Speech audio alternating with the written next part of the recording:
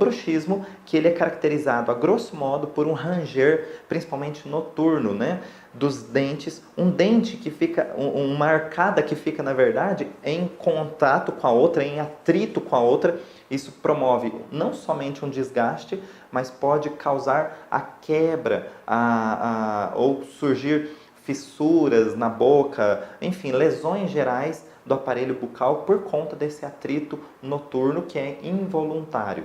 A grande maioria das causas atribuídas estão relacionadas ao estresse, né? Geram várias situações, mas o mais comum seria estresse. Porém, aqui, hoje, nesse vídeo, nós vamos apontar outras possíveis causas. O importante é o que está por trás desse comportamento.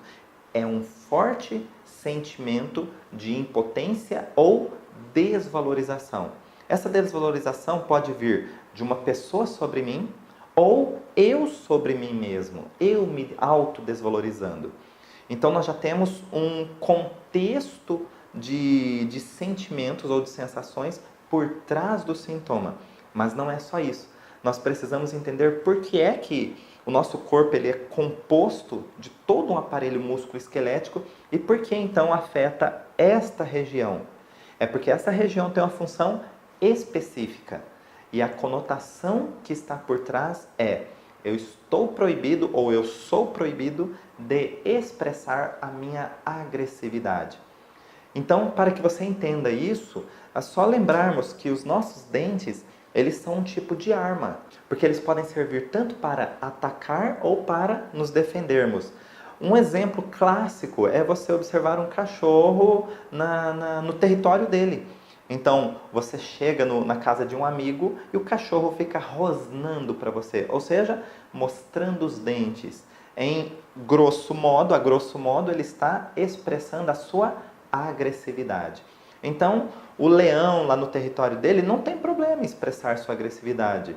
Já um cachorro domesticado pode ter, porque quando ele expressa sua agressividade, o dono dele pode vir e bater nele. Ou nós, diante, por exemplo, do nosso chefe. Nosso chefe chegou, está nos dando uma bronca injusta, e você queria colocar tudo aquilo para fora, para se defender, por exemplo, dessa injustiça.